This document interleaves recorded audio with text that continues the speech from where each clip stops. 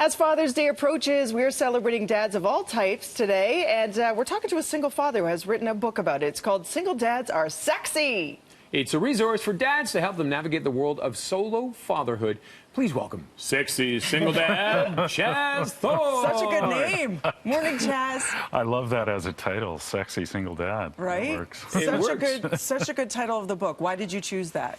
Well, I think, the obvious thing is thinking of physically sexy, which is lovely, but really it's about if you're a successful single dad, you're competent, you're confident, you're independent, and most of all, you're present for your kids. And I think those are pretty sexy qualities.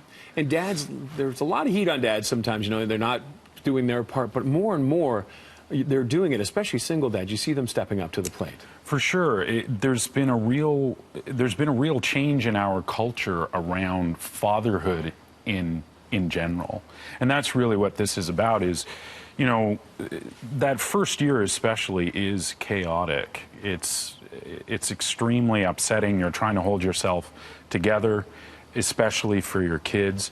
So trying to provide some more tangible resources for these men going into that period in their lives. In your book, in that first year, you break down the first year into, I believe it's four segments, right? Yeah, in talking to a lot of other guy friends that have gone through this, and obviously having my own experience with it, I realized that the first year really breaks down into sort of four phases. There's react, when you feel like you fell off a cliff. There's recover, where you're just sort of slogging through, trying to figure it out. There's rebuild, when you start to get your confidence back a little bit. And then ideally, the last part is redefined, where you accept the fact that you're a single parent, and you kind of get it figured out with your kids, and you get back to yourself a little bit. And you're hearing from people around the world. What types of things are they saying to you as a result of reading it? One of the most flattering compliments I got was a few weeks ago, and it was a phone call with someone from Australia, actually, that had read the book, and he said, as a guy, I think a lot about process, and it was really helpful for me to know where I was at in this journey. So I would go, okay, well, I'm in the middle of React right now, and Chaz said that it would feel like this, and that here are some of the things I can do to get to the other side of React and into Recover.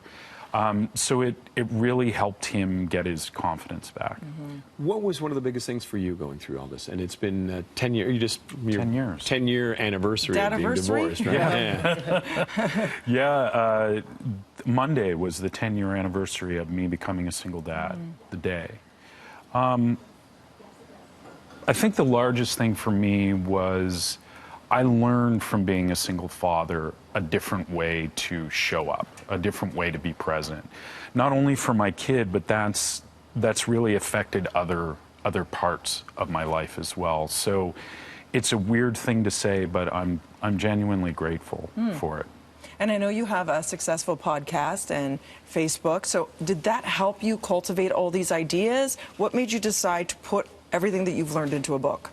I started with the book first, and I really wanted to find this way that I could uniquely be of service. And being a single dad, and also, in my other part of my professional life, being a consultant that builds processes around change, I thought I could do this. And then the podcast grew out of that, and it's me chatting with guys that are on the other side of it. Yeah. So it gives inspiration to guys that are in the middle of it, that, okay, we'll be all right. We'll be all right. It is tough. Is there a chapter you go revisit every once in a while? Just for yourself?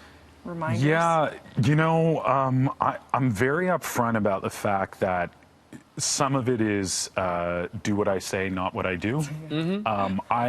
We all just strive, right? Yeah. We strive. I learned a lot by messing up, because I didn't have a resource like this. That's why I wrote the book. I still come back to Redefined, the last part of it, often, and it's an ongoing process, right? You never really arrive. Yeah. So that's my ongoing work. What do you want to say to dads, single dads out there?